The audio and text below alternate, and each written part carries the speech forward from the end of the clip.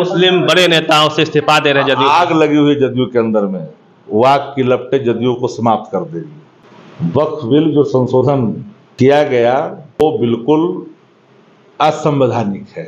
ये देश किसी की बाप की जागीर नहीं है। किसी धर्म विशेष के मानने वाले लोगों को आप देशद्रोही करार नहीं दे सकते हो, उसको पाकिस्तान भेजने की बात नहीं कर सकते हो। जिनके पुरखे अंग्रेजों की मुखबिरी में थे वो आज देशभक्ति का प्रमाण पत्र बांटेंगे क्या? जमीन पर जो बुरी नजर है आपकी, आप जो चाहते हैं पूंजीपति मित्रों को हम जमीन दे दें, आप उसमें अन्य लोगों को मेंबर के तौर पर समाहित करना चाहते हैं। ये सभी पहलू खतरनाक है कि भावना को आहत कर करके आप चाहते हैं कि इस देश के अंदर में हिंदू मुसलमान का एक हम खाई खींचे। संसद से वक्फ बिल पास होने के बाद बीजेपी अब एग्रेसिव मोड में भी दिख रही है।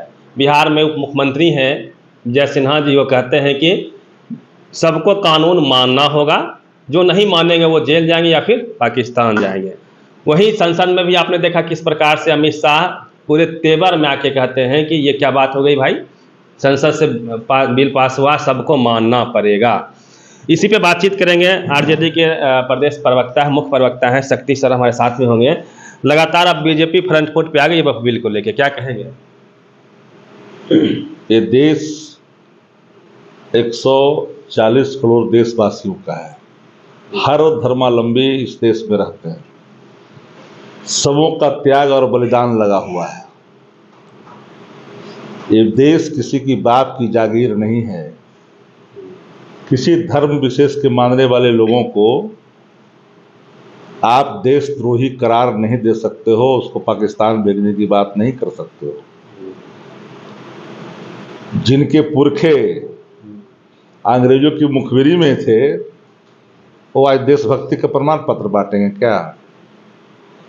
वक्फ बिल जो संशोधन किया गया, जो निहित प्रावधान लाए गए, वो बिल्कुल असंवैधानिक है और इसे लोग नकार रहे हैं। पूरे विपक्ष ने जेपीसी में अपनी बात को रखा लेकिन नहीं माना गया।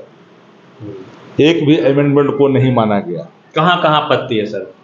निहित प्रावधान में जो आप जमीन पर जो बुरी नजर है आपकी, आप जो चाहते हैं पूंजीपति मित्रों को हम जमीन दे दें, आप उसमें अन्य लोगों को मेंबर के तौर पर समाहित करना चाहते हैं। ये सभी पहलू खतरनाक है और ये बात याद रखनी चाहिए कि जनता सरकार बनाती है, कोई ये समझता हो कि हमारी जागीर हो गई, ये भूल जानी चाहिए। जनता रोड पर लाकर भी खड़ा कर देती है। 2 नंबर की भाषा ये देश ने कभी स्वीकार नहीं किया है। अहंकार भी इस देश ने कभी स्वीकार नहीं किया है। जनता के हितों के लिए होती है। एक बड़ा वर्ग की भावना को आहत कर करके आप चाहते हैं कि इस देश के अंदर में हिंदू मुसलमान का एक हम खाई खींचे।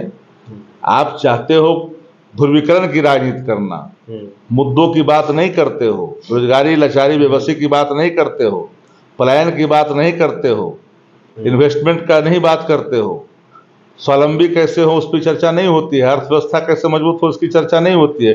हिंदू मुसलमान के फिरकी में वो चाहते हैं देश की आवाम को ढकेल कर करके अपनी राजनीति का चमकाना चाहते हैं। अमित शाह ने कहा लालू जी का जो सपना था उसको हम पूरा कर रहे हैं। अमित शाह जी को यह पता नहीं है गोधरा जला था तो कौन सा सपना था।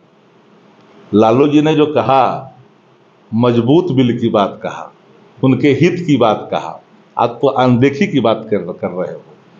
मिलता कहाँ है? लालू जी ने कभी, उन्होंने कहा कि संपत्ति को लूटे नहीं, संपत्ति को कोई बेचे नहीं, वो संपत्ति जिनका है उनका रहे, ये बातें उन्होंने कही। संपत्ति को आप बेचोगे, बेचने नजर आप लगाए हो, तो उसको स्वीकार देश के अवाम नहीं करेगी। जदयू के लेके क्या कहेंगे? पूरे देश के मुसलमानों, 5 लोग की पार्टी है भाई।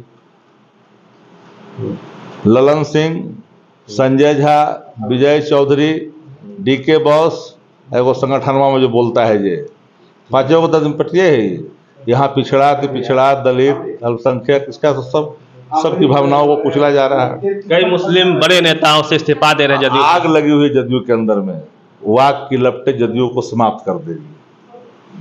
चलिए, तो आप क्या मानते हैं वक्फ बिल को लेके? बिहार में तो घमासान है, क्योंकि देश के मुसलमानों की नज़रें बिहार के मुख्यमंत्री नीतीश कुमार पे थी और साथ में चंद्रबाबू नायडू पर भी थी कि वो लोग उनका साथ देंगे, इस बिल का खिलाफ करेंगे। लेकिन हुआ उल्टा।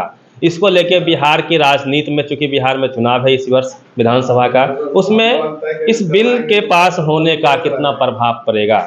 क्या मुस्लिम समाज जदयू को वोट करेगी या फिर नहीं करेगी? पूरी बातचीत पे प्रतिनिधि रवि मेहता, पब्लिक पिलर, पटना।